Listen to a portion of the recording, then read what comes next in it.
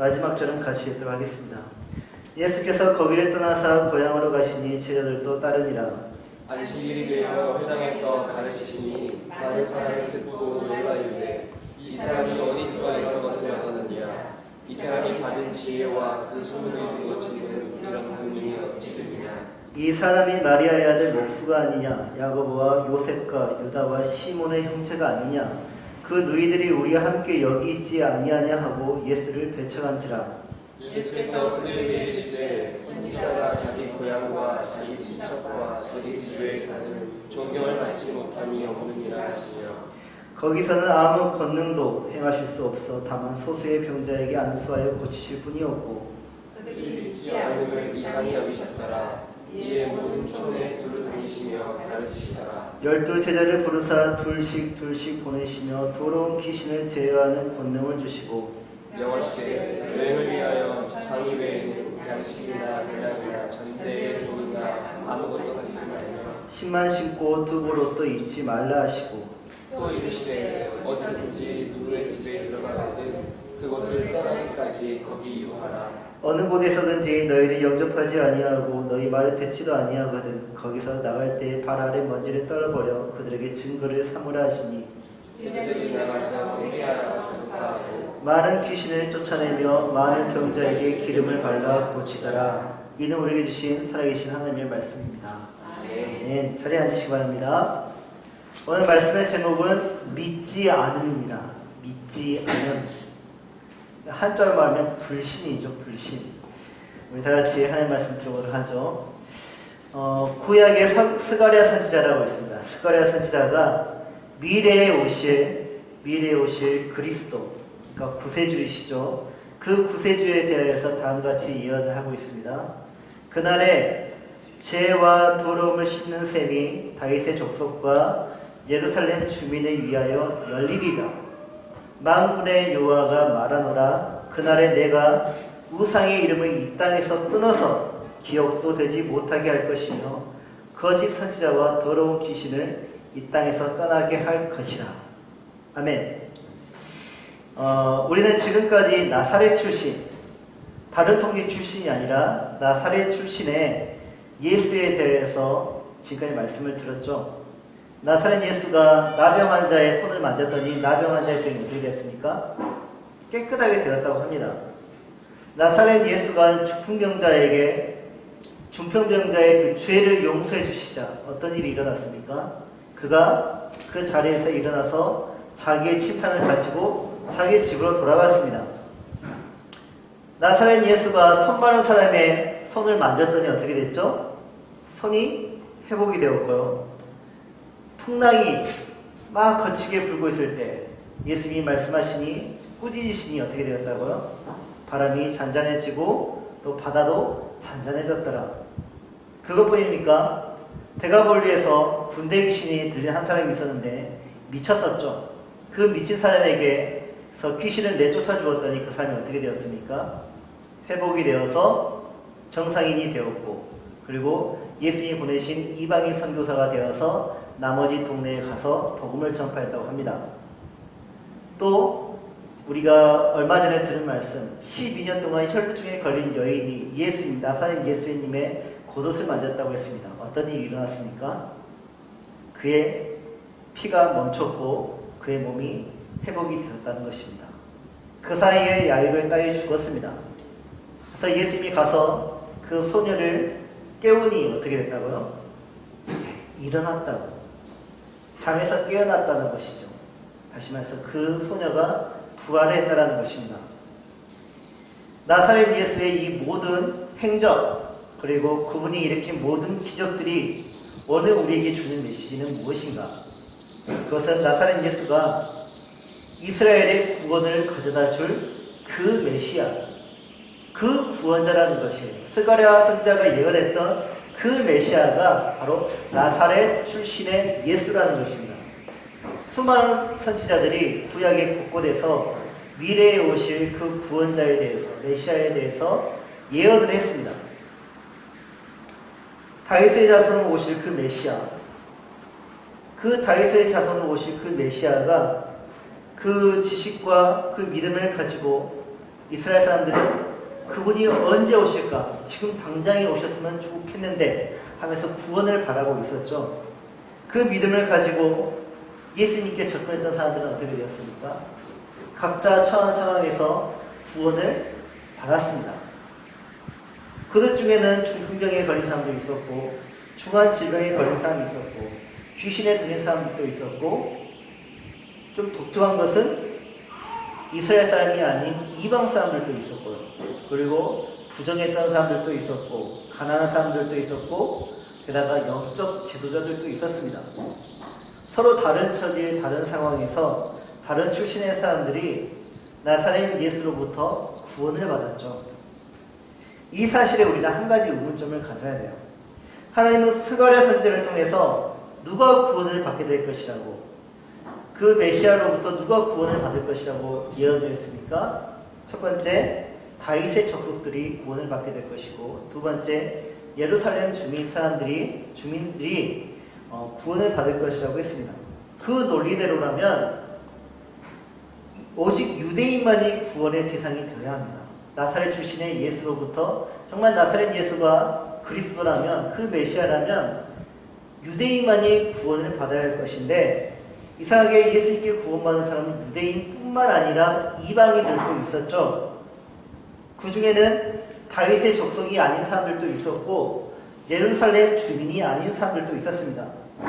게다가 더욱더 놀라운 것은 다윗의 족속이지만 구원받지 못한 사람이 있었고, 예루살렘 주민이지만 구원받지 못한 사람들도 덜어 있었다는 것입니다. 그렇다면 메시아 예수, 그 나사렛 예수에게 구원받은 사람의 그 구원의 조건은 과연 무엇인가? 호적을 떼서 그걸 보여줘야 구원을 받는 것인가? 이 피를 자기에게 보여주면서 나는 유대인 혈통이라고 해서 그 피를 보여주면서 나는 구원받을 자격이 있는 사람이라고 주장할 수 있을까? 예수는 그게 아니라는 것입니다. 나사렛 예수는 이 사람이 예루살렘 주민인 것과 또 다윗의 족속이 그게 중요한 것이 아니라 믿음이 중요하다는 것입니다. 믿음. 문의가 중요한 것이 아니라 다윗의 족속이고 예루살렘 주민이라 할지라도 그 안에 그리스도에 대한 믿음이 없다면 그 사람은 구원을 받을 수 없다라는 게 나사렛 예수의 구원의 조건이죠.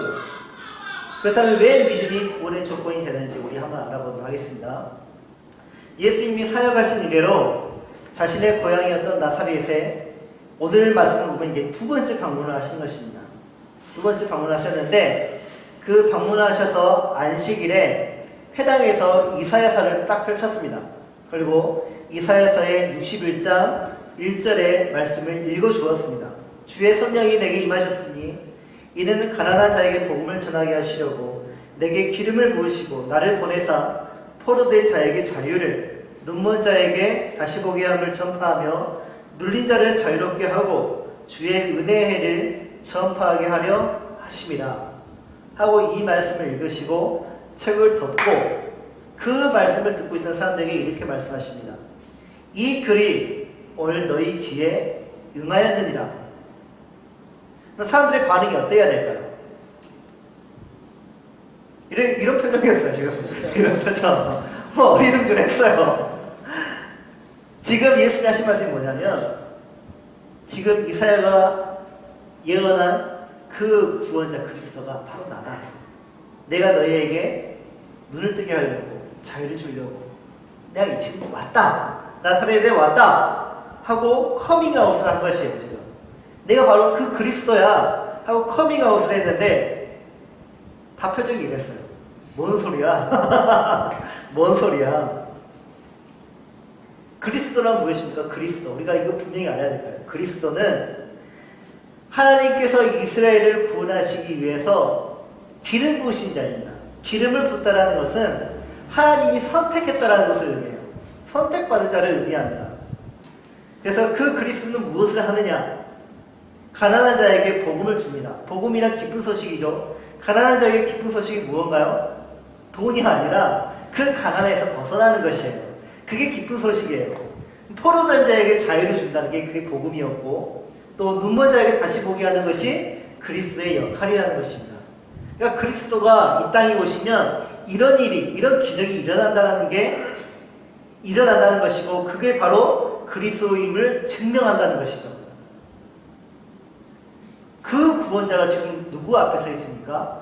나사렛 마을 사람들의 앞에 앉아 있는 것이에요. 이미 그들은 이 예수에 대한 소식을 곳곳에서 들었습니다. 우리 동네에 그 살던 그 예수가 눈먼 자를 눈뜨게 하고, 그 마리아의 아들이 안진뱅이를 일으키고 가난한 자에게 복음을 전했다더라. 그리고 예수님이 그 마을에 와가지고 내가 그리스도다 하고 커밍아웃을 했는데, 이 사람들의 표정이 벙쪄 있는 거예요. 언짢아 하는 거예요. 물론 그들이 그 소식을 들을 때마다 매우 놀랐습니다. 진짜 하면서 매우 놀랐는데, 예수님이 커밍아웃을 하니까 진짜로 좋아하기보다는, 그들의 구원자가 그들 앞에 나타났잖아요. 얼마나 좋아요. 근데 좋아하기보다는 언짢은 표정을 지면서 오히려 반문을 합니다. 3절. 이 사람이 마리아의 아들 목수가 아니냐? 야고보, 요셉, 유다, 시몬의 형제가 아니냐? 그 누이들이 우리와 함께 여기 있지 아니하냐? 그렇습니다. 그들은 예수님의 지혜와 권능에 대해서 매우 놀랍긴 했습니다. 그 지혜와 권능이 예수님이 읽은 성경 구절에 성취된 것임을 그들은 직접 확인까지 했습니다. 그러나 그들은 예수님을 그리스도를 믿지 않기로 작정을 합니다. 왜냐하면 그들의 눈에는 예수는 여전히 목수의 아들이고 요셉의 아들이고 마리아의 아들이며, 또 그 동생들은 그들과 같은 평범한 사람들이거든요. 그러니까 그 근거들을 삼아 예수는 그리스도가 아닐 것이야 라고 오히려 반문을 하는 것이죠. 그들의 입장이 바로 이것이에요. 목수의 아들은 무엇이라고요? 목수입니다. 마리아의 아들은 평범한 나사렛 사람의 그냥 한 사람일 뿐이고요. 그의 동생들이 그의 오빠, 그의 형이 어떤 사람인지 잘 보여주고 있어요. 동생들이 너무 평범하거든요. 근데 그의 형이 그리스도일 리가 없잖아요. 그의 형이 하나님의 아들이면 동생들도 하나님의 아들이어야 해요. 근데 동생들은 평범한 사람들이에요. 그러니까 안 맞는 거예요. 이치에 안 맞는 것입니다. 그러므로 예수는 그리스도가 아니다 라고 결론을 내렸죠. 그리고 그렇게 되어서도 안 됩니다. 왜냐하면 그들이 생각하고 있던, 그들이 바라보고 있던 그리스도는 어떤 모습이냐면, 백마를 타고, 아주 멋있는 백마를 타고 멋진 갑옷을 입고 괴선문을 통과하는 그런 장군의 모습이거든요. 그 장군이 수많은 부하들을 거느리고 이스라엘에 와서 왕으로 등극하고 그들을 지배하고 있던 수많은 나라, 특히 로마 제국을 무너뜨리는 그 그리스도를 그들은 꿈꾸고 있었어요. 그런데 그리스도라고 커밍하는 사람이 어떤 모습이에요? 우리 동네 청년이에요. 이게 말이 안 되는 거예요. 그래서 그들의 논리, 그들의 믿음, 그들의 상식에서 예수 그리스도는 완전히 벗어나 있는 상태이죠. 그러니까 믿을 수 없다는 말이에요. 이 일을 두고 예수님은 적지 않은 충격을 받았습니다. 왜 충격을 받으셨냐면, 사람들의 환호와 존대가 없어서 충격을 받은 것이 아니라 그들의 믿음이 없어서 충격을 받으셨어요. 그들에게는 지식이 있습니다. 그리스도에 대한 지식이 있고요. 그 예언에 대한 믿음이 있고요. 성경에 대한 지식이 정말 많습니다. 그들은 소망이 있었고 의지함이 있었습니다. 그런데 그것들을 모든 것을 가지고 믿음으로 예수를 바라보지 않고 자신들의 경험을 가지고 예수를 판단하고 있어요. 이게 예수님이 충격을 받은 거예요. 지식이 없어서 이 백성들이, 참된 믿음이 없어서 이 나사렛 사람들이 망하는 것이에요. 그들의 믿음이 없으니까 어떻게 됐습니까? 나사렛 예수님은 아무 권능도 행하지 못하시고 다만 소수의 병자에게 안수하여서 고치기만 했다고 합니다. 왜 이렇게 된 것입니까? 그리스도가 왜 이렇게 초라하게 되었어요? 그 다른 동네에서 날아다니던 그 그리스도가 나사렛에서는 아주 초라하게 됐습니다. 왜 이렇게 됐습니까? 예수님의 권능이 사라져 버렸습니까? 삼손처럼? 그게 아니라 나사렛 사람들의 믿음이 없어져 버렸기 때문에, 없기 때문에. 그러니까 예수님이 권능을 행할 수가 없는 것입니다. 믿음이란 무엇이라고 했습니까? 히브리서 11장에 믿음은 바라는 것들의 실상, 바라는 것들의 배경이 된다고 했죠. 그 믿음이 없었기에 예수님은 나사렛에서는 다른 동네보다 그 어떤 권능을 행할 수가 없었던 것이죠. 이것을 두고 불신앙이 나옵니다. 불신앙. 믿음이 없습니다. 나사렛 사람들에게는 성경에 대한 지식이 많았고요. 그리스도에 대한 지식과 예언에 대한 믿음과 간절한 소망이 있었다고 했죠. 그리고 그 그리스도가 당장 그들의 삶에 필요했습니다. 왜냐하면 그들에게 구원이 필요했기 때문에. 그러나 그들은 자신들이 가지고 있는 상식선에서 예수의 그리스도 되심을 배제해버렸습니다. 그동안 예수님은 예루살렘, 데가볼리, 갈릴리에서 많은 권능을 행하셨지만, 그리고 또 수많은 제자들을 양육하고 그리고 데리고 다니셨는데, 그럼에도 불구하고 그들은 예수님을 그리스도로 믿기를 거절합니다. 왜냐하면 여전히 그들의 눈에는 예수는 목수의 아들이고 마리아의 아들이고 나사렛의 평범한 청년들의 형제라는 사실에 그들은 믿을 수가 없었던 것이죠. 이것은 오늘날에도 벌어지고 있는 모습들이에요. 수많은 그리스도들이 교회에 몸을 담고 있고 성경에 대한 지식을 정말 많이 가지고 있습니다. 얼마나 많은 제자 훈련을 받았는지 모릅니다. 오랜 세월 동안 예배를 드리면서 얼마나 많은 예배를 드렸는지, 설교를 들었는지 모릅니다. 기도도 정말 많이 하죠. 한국교회 성도들은. 예배를 드릴 때마다 무엇을 고백합니까?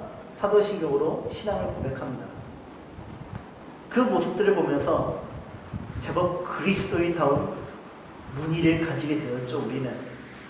그런데 이 수많은 그리스도인들 중에서 많은 사람들이 예수님을 그리스도로 믿지 않고 있습니다. 다시 말해 수많은 사람들이 그들이 처한 상황 속에서 그들의 상식과 그들의 그런 사실을 가지고 예수님을 구원자로 믿기를 거절을 합니다. 왜냐하면 현대의 과학을 통해서 본 예수는 너무 신화적이거든요. 신화적인 인물입니다. 또 당장에 내 눈에 보이지 않는 존재입니다. 내가 가지고 있는 문제를 해결하기에는 예수님은 너무 거리가 멉니다. 내가 구하는 것을 주지 않죠. 그리고 하는 말이 그것은 죄악이다라고 오히려 우리를 책망하시죠. 우리가 구하는 것은 다 안 주신대요. 왜요? 그건 죄악이니까. 우리가 얼마나 로또 당첨되게 해달라고 예수님께 구합니까? 안 줘요, 예수님. 그러니까 예수는 안 믿으려고 해요, 사람들이. 여기 그들과 대조적으로 믿음을 가진 사람들이 있어요. 나사렛 출신이 아닌데, 하지만 같은 이스라엘 사람들입니다. 그들은 나사렛 사람들과 같이 같은 성경적인 지식을 가지고 있고, 그리스도에 대한 같은 믿음을 가지고 있습니다. 그들이 그리스도라고 믿고 있는 예수님의 고향에 그들이 방문을 했습니다. 제자들이 방문했다는 것이에요. 그들의 눈에 보이는 예수님의 고향은 화려한 곳이었습니까? 촌이었습니다. 시골이었습니다. 예수님의 사는 집을 가보았습니다. 화려했습니까? 아닙니다. 완전히 평범한 집이었습니다. 목수의 집이었죠. 예수님의 동생들은 과연 예수님처럼 그런 영적이고 뭔가 딱 뿜어져 나오는 그런 게 있었을까요? 봤더니요, 평범한 청년들이었어요. 예수님의 어머니는 어떤 분이실까라고 딱 봤더니 나사렛의 평범한 아주머니입니다. 그들은 예수님을, 이스라엘을 구원할 하나님 보내신 그리스도, 이스라엘의 하나님의 나라를 세울 왕으로 믿고 바라보고 있었는데, 예수님의 그 배경을 봐보니까 허망하죠. 솔직히 허망하죠. 그들이 실망을 하고 예수님을 떠나야 하는 것이 정상이겠죠. 그런데 그들은 그렇지 않습니다. 그들은 예수님의 곁을 지키고 있습니다. 왜냐하면 믿음은 보이는 것들의 배경이 아니라 바라는 것들의 배경이 되기 때문이죠. 당장 보이는 것을 믿는 것이 믿음이 아닙니다. 바라는 것을 믿는 것이, 보는 것이 믿음이죠. 그들은 예수님이 완성할 하나님의 나라를 바랐고 그것을 믿으며 예수님을 따랐습니다. 앞에 보이는 당장의 것들은 그들의 믿음에 의심을 주거나 또 방해할 수 있으나 그들은 그것들로 인해 전혀 흔들리지 않습니다. 믿음은 그런 것이거든요. 믿음은 보이는 것이 아니라 바라는 것이기 때문에. 예수 그리스도에 대한 믿음을 가지지 않았던 나사렛 사람들에게는 그 어떤 권능도 일어나지 않았습니다. 권능이 일어나지 않았다는 것은 그들에게 구원이 임하지 않았다는 것이에요.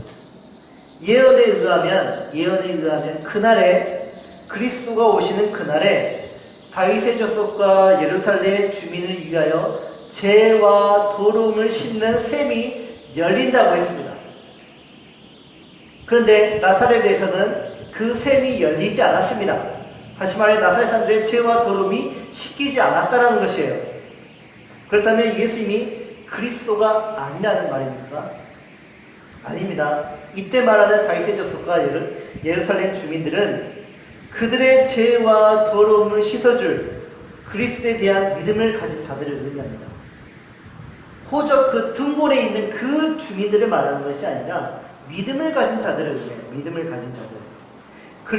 그리스도를 향한 믿음을 가진 자는 그가 다윗의 족속이 아니고 이방인이라 할지라도 예루살렘 주민이 아닌 다른 나라의 동네 주민이라 할지라도 자신이 죄인이라는 사실을 받아들이고 그 죄인을 구원할 존재가 그리스도이심을 믿는 모든 사람들은 다윗의 족속이 될 수 있고 예루살렘 주민이 될 수 있다는 것입니다. 하나님 나라의 백성이 될 수 있대. 그 믿음을 가진 사람은. 그것을 증명하고자 예수님은 자신의 12제자를 불러 모으셔서 나사렛 위에 다른 마을로 그들을 파송을 하십니다. 그리고 그들에게 더러운 귀신을 제어할 수 있는 권능을 주시고 그들에게 가르치신 모든 하나님 나라의 복음을 그곳에 가서 전하라고 명령하시죠. 믿음이 구원을 이루는지 아니면 눈에 보이는 혈통과 증서에 의해서 구원이 이루어지는지 그것을 보여주시기 위해서 예수님은 제자들을 각 마을로 파송하셨습니다. 그리고 예수님은 제자들에게 복음을 전하러 다닐 때 이것만큼은 너희가 주의를 해라 하고 조건을 그들에게 제시를 하십니다. 이것은 제자들이 가져야 할 자세이면서 동시에 오늘날 우리가 가져야 할 자세이기도 합니다. 첫째, 여행을 위해서 지팡이 외에는 배낭이나 양식이나 전대의 돈이나 아무것도 가지고 가지 말지라 하고 명령하십니다. 아무것도 가지고 가지 말래요. 마치 이 모습은요, 어떤 모습을 우리에게 떠오르게 하냐면 이스라엘 백성들이 이집트에서 탈출할 때 그 모습하고 매우 비슷해요. 급히 떠나는 모습이에요. 이것은 급히 떠나는 모습. 왜 예수님은 그들에게 이것을 요구하는 것일까? 그것은 복음을 전하는 자의 마음의 자세는 항상 나그네의 자세를 유지해야 하기 때문입니다. 나그네는 정착하여서 안주하지 않는 사람이죠. 항상 머물기만 할 뿐 그 자리를 떠나는 사람들입니다. 복음을 전하는 자는 안주해서는 안 된다는 것이죠. 만약 복음을 전하는 자가 마을의 한 집에 들어갔습니다. 근데 그 집에 대접이 너무 좋았어요. 그리고 좋은 음식을 막 대접을 하고 잠자리도 제공을 했습니다.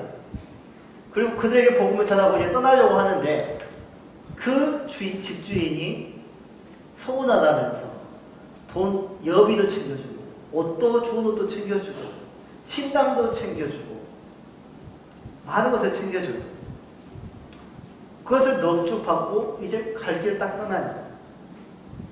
그 마음에 어떤 마음이 들까요?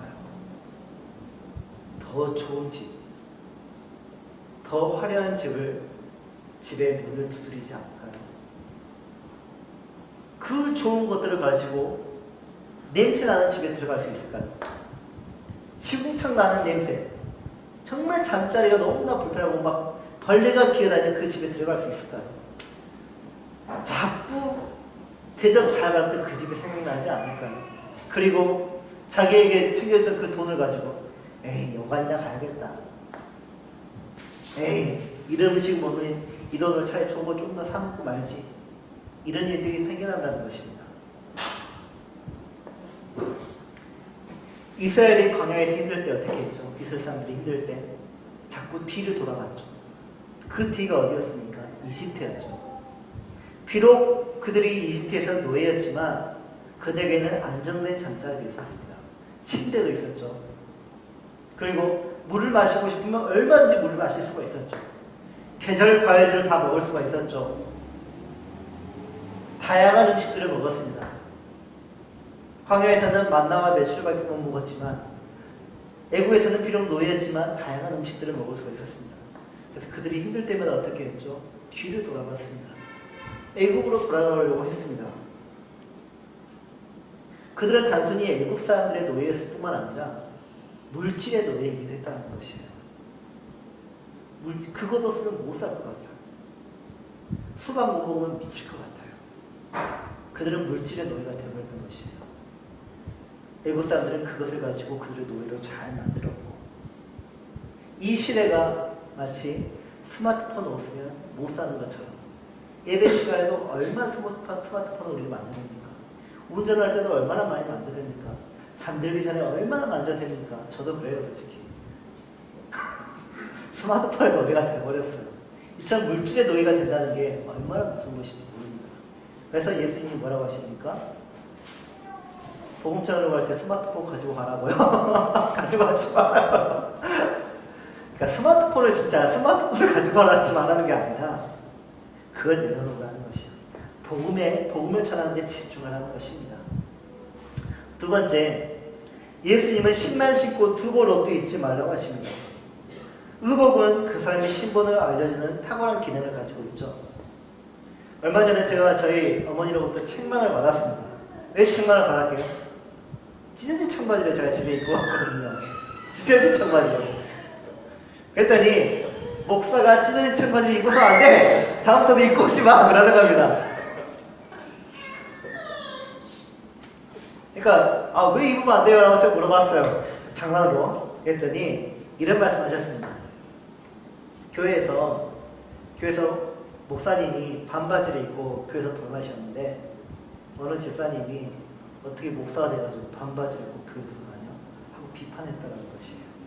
그런 비판받고 싶지 않으면 찢어진 청바지 입고 다니지 말고 항상 깔끔하게 입고 다니라고, 정장에 입고 다니라고 집에 올 때도 그렇게 요구하셨습니다. 그래서 제가 어떻게 할게요? 정장 입고는요 낮은 자리에서 일을 할 수가 없어요. 제가 그 말 했습니다. 정장을 입으면 허리를 굽히기가 매우 힘들어요. 정장을 입으면요 더러운 옷을 만지는 것이 매우 꺼려져요. 항상 신경 써요. 셔츠가 구겨질까봐, 옷에 뭐가 묻을까봐, 구두에 뭐가 묻을까봐. 그래서 제가 정장을 안 입는 것이 아니고요 입을 때도 있습니다. 언제 입냐면 타인을 존중해야 할 때, 그 사람에게 맞춰줘야 할 때는 정장을 입습니다. 그리고 공식적인 자리에서는 정장을 입으려고 되도록 노력을 하죠. 하지만 그런 것을 생각할 때마다 제 머릿속이 참 많이 복잡해져요. 어떤 넥타이를 매야 될까? 어떤 벨트를 매야 될까? 어떤 구두를 맞춰야 될까? 정말 시간이 많이 소비되는 것을 봐요. 예수님이 왜 두벌 옷을 입지 말라고 하셨을까요? 그것은요 생각이 복잡해지고 또 옷마다 갖춰야 할 것들이 달라지기 때문이 아니겠습니까? 보통 그것을 우리는 깔맞춤이라는 은어를 사용합니다. 깔맞춤. 정장에는요 구두를 신어야 합니다. 그래야 깔맞춤이 돼요. 예뻐요. 근데 구두에 운동화 신으면 어떻게 됩니까? 촌스러워집니다. 근데 정장에 구두만 신어야 되겠습니까? 넥타이도 매야겠죠. 가죽 벨트도 매야겠죠. 시계도 더하면 훨씬 더 예뻐지겠죠. 어떤 셔츠, 또 어떤 카라, 와이드일까? 기본형일까? 이 카라도 되게 다양하고요. 이 단추도 되게 다양합니다. 정장도요, 가운데에 벌려진 게 있고요, 양쪽으로 벌려진 게 있습니다. 3버튼, 2버튼, 1버튼이 있고요. 정말 다양해요. 한 벌옷만 가지고 고민할 필요가 없는데 두 벌이 있다. 정장이 두 벌이기만 해도 셔츠가 몇 개가 들어가야 되고요. 구두도 2개 이상이 되어야 합니다. 그렇다고 제가 한 벌만 입으라고 강요하는 것은 아니에요. 예수님이 그것을 말씀하고 있는 것이 아닙니다. 그런 생각을 가셨다면 예수님의 말씀을 오해하신 것이에요. 주님은요, 복음 사역자가 다른 것을 신경 쓰다 사역의 본질을 놓치는 경우가 있으니까 그것을 주의하라는 의미에서 그렇게 주신 말씀입니다. 그러므로 그것을 가지고 저 사역자는 정말 정장이 많네, 주임은 한 벌만 가지고 복음을 전하라 했는데 그거 가지고 판단하시면 안 돼요. 우리 성도님들은 이렇게 생각합니다. 우리 목사님 왜 정장이 한 벌밖에 없을까? 내가 하나 이렇게 해드려야지 하고 그러다 보니까 여러 개 생긴 경우가 있어요. 그거 가지고 판단하시면 안 됩니다. 셋째, 예수님은 복음을 전하는 자를 받아들이지 않고 복음도 받아들이지 않는 곳에서 떠날 때 발 아래 먼지를 떨어버려야 한다고 말씀하십니다. 이러한 행위는 유대인들이 이방 지역으로부터 유대인들 땅으로 돌아올 때, 그러니까 갈릴리에서 예루살렘으로 돌아갈 때 사마리아를 거치다가 아니면 오른쪽 크게 돌아서 데가볼리 지역, 그러니까 이방인들이 사는 지역으로 크게 돌아오잖아요. 그때 이제 그 지역을 지나고 예루살렘에 들어갈 때 발에 먼지를 이렇게 떨었습니다. 왜냐하면 유대인들이 생각하기에 이방인 사람들은 불결한 존재이거든요. 부정한 존재입니다. 부정한 존재들이 사는 그 지역에 먼지가 얼마나 그들에게 불결하다고 느꼈겠어요. 그러니까 다 떨어버리는 거예요. 이것을 행한다는 것은 예수님이 복음을 전하는 자들에게 이것을 행하라고 하신 것은 복음을 받아들이지 않는 자와 그의 집을 이방 지역과 같이 불결한 지역으로 선포하는 행위입니다. 유대인들은 자신들이 유대인이기 때문에 정결하다고 생각하는 그런 족속이었습니다. 착각을 했죠. 우리는 유대인이니까 정결해. 이방인들은 다 불결해. 그러나 하나님이 보시기에는요, 복음을 무시하고 복음을 받아들이지 않는 모든 사람들, 특히 그 사람이 유대인이라 할지라도 하나님이 보시기에는 불결해요. 저번에 말씀드렸잖아요. 여호수아 대제사장이 어떤 모습이었다고요?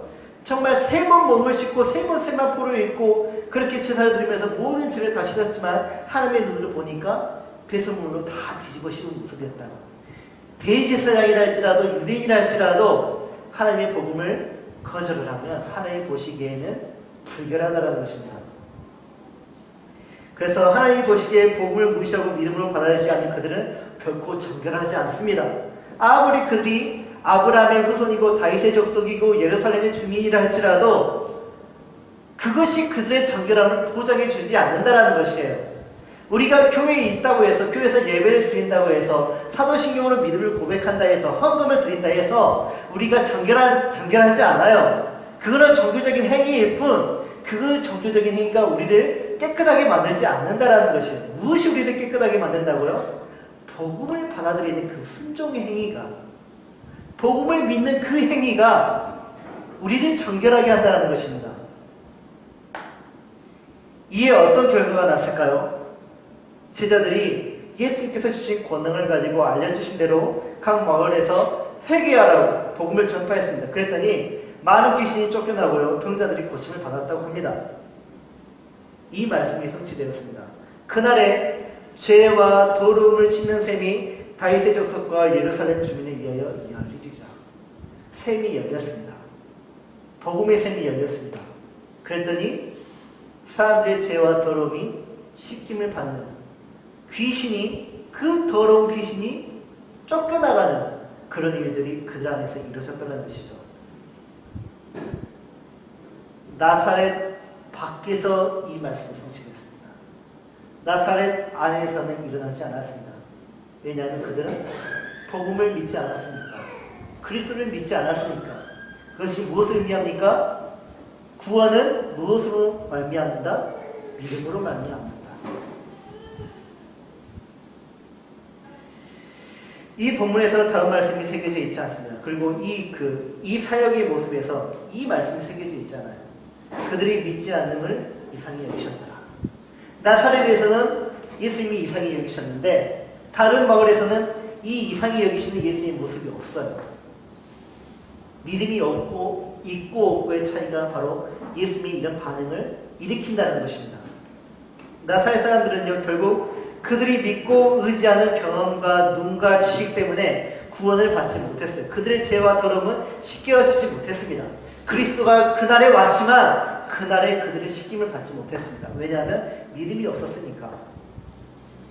예수님에게는 야고보와 요셉과 유다와 시몬이라는 4명의 형제가 있었습니다. 이 사람들 예수님의 제자들이 아니에요. 예수님의 친동생들이에요. 가족입니다.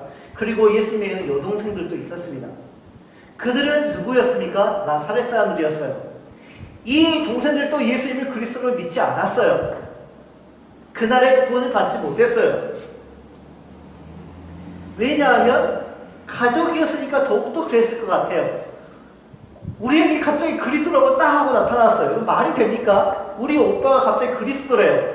이 땅을 구원할 구원자래요. 안 믿겨지죠. 그러니까 우리 오빠가 미쳤어요. 우리 형이 미쳤어요 하고 그 미친 형을 잡으러 그들이 왔던 것이에요. 다른 분들인데. 그런데 훗날에 우리 형이 미쳤어요 했던 그들이요, 예수님을 그리스도로 믿었어요. 그 중에 야고보는요, 예루살렘 교회의 지도자가 되었습니다. 그리고 이 야고보는요, 야고보서를 또 썼어요. 성경을 썼어요. 예수님의 제자 야고보가 아니라 예수님의 동생 야고보가 야고보서를 썼습니다.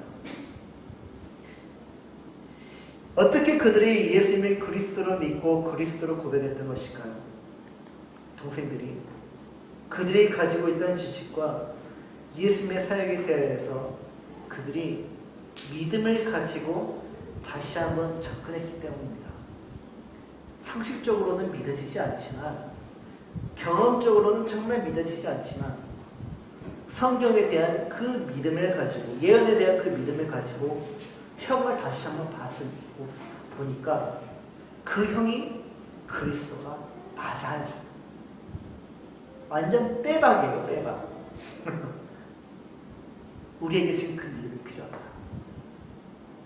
그리스도인인 여러분은 지금 어떤 눈을 가지고 예수님을 보고 있습니까? 나사렛 사람들의 눈으로 예수님을 보고 있습니까? 아니면 동생들의 눈으로 예수님을 보고 있습니까? 아니면 제자들의 눈을 가지고 예수님을 보고 있습니까? 우리는 그 누구의 눈보다 예수님의 어머니 마리아의 눈으로 예수님을 바라봐야 합니다. 하나님이 주신 말씀, 약속의 말씀을 마리아는 단 한 번도 의심하지 않았습니다. 마리아는 이 아이가 잉태되기 전부터 하나님의 말씀을 믿었습니다. 잉태되었을 때도 자기 뱃속에 있는 아기가 그리스도를 믿었고요. 이 아이가 태어났을 때도, 아이일 때, 어린이일 때, 청소년일 때도 이 아이가 그리스도이심을 의심치 않았습니다. 나이 30일 될 때까지 아무 일도 행하지 않았는데도 불구하고 마리아는 예수님의 그리스도이심을 의심하지 않았습니다. 그저 미래에 일어날, 그날에 일어날 샘이 열리는 그날을 바라보면서 그 그리스도인 자신의 아들을 계속해서 믿고 의지했던 것이죠. 우리에게 그 믿음의 눈이 필요합니다. 믿음은 바라는 것들의 실상이고 보이지 않는 것들의 증거이죠. 마리아는 예수를 통해서 이스라엘의 구원을, 온 세상의 구원을 미리 바라다 보았습니다. 나사렛에서 예수가 배척을 받을 때에도 그녀는 참견하지 않습니다. 나사렛에서 그의 아들이, 그 예수가 무시를 당했을 때, 동생들이 믿지 않고 거부할 때도 그 동생들에게 잔소리도 하지 않았고 책망도 하지 않습니다. 계속해서 그냥 기다려줍니다. 어차피 예수는 그날에 구원을 이루실 그리스도이니 나사렛의 배척 사건이 아무런 문제가 되지 않는 것이죠. 또한 우리에게 제자들의 믿음이 필요합니다. 그들이 그리스도를 믿는 예수님의 배경은 그들에게 충분히 의심을 줄 만한 그런 모습들이었습니다. 예언에 의하면 그리스도는 이스라엘을 구원할 왕이시죠. 근데 그 왕이 살고 있는 그 배경은 너무나 보잘것없는 그런 배경이었습니다. 게다가 마을 사람들은 배척까지 했죠. 그들은 예수님을 그럼에도 불구하고 계속 믿기로 합니다. 왜 그렇습니까? 그것들이 예수님의 모든 것을 보여주는 것이 아니기 때문입니다. 예수님이 오늘 우리 교회에 와서 우리를 보고 어떤 표정을 지으실까요? 이상히 여기실까요? 아니면 우리를 부르셔서 복음을 전파하라고 각 마을로 우리를 보내실까요? 그것은 우리에게 믿음이 있고 없고에 따라서 그런 반응이 나올 것입니다. 그동안 혹여나 믿음이 없이 살았다면 그 삶이 믿음이 있는지 없는 것인지 애매하다면 이제부터 예수님의 동생들의 눈을 가지십시오. 지금까지 들었던 하나님의 모든 말씀을 가지고 있는 모든 성경 지식과 지금까지 보았던 수많은 복음의 행적들을 가지고 다시 한번 믿음을 가지고 예수님을 한번 바라보시기 바랍니다. 믿으면 제대로 믿으십시오. 믿지 않는 자는 예수님을 배척하게 되고 있습니다. 그리고 믿지 못하는 수많은 핑계를 댈 것입니다.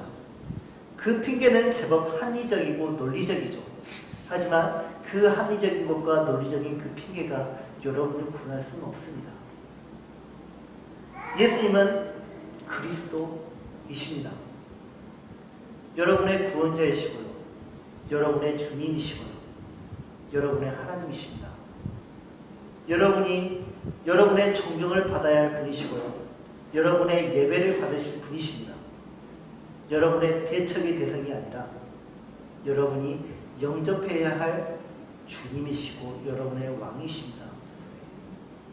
예수님이 여러분 앞에서 먼지를 떨어버리는 그런 일이 없기를 바랍니다. 여러분 스스로 정결해질 수 있다고 착각하지 마십시오. 여러분이 가지고 있는 교회의 문의가 여러분의 정결함을 보장해 주지 않습니다. 여러분이 영접한 예수님이 여러분 안에 거할 때 비로소 여러분은 정결해질 수 있고 그 눈을 가지고 하나님을 볼 수 있고 그 다리를 가지고 예배의 자리로 복음을 전하는 자의 발걸음이 될 수 있습니다. 그 손으로 여러분은 하나님의 사역을 이룰 수가 있는 것입니다. 이제 오늘부터 예수님을 주님으로 모시고 왕으로 모시고 하나님으로 모셔서 그분으로 인해서 정결해지는 여러분이 되시길 바라고요. 그것이 믿음임을 알고 그 믿음을 가지고 예수님을 따르는 제자가 되시길 바랍니다. 이번 일주일 여러분이 예수님께서는 여러분을 파송하십니다. 그 자리에서 복음의 놀라운 기적들이 일어나는 기적을 체험하시길 바랍니다. 다 같이 말씀에 의지하여서 다 같이 하나님께 찬송 드리고 이후 기도하도록 하겠습니다.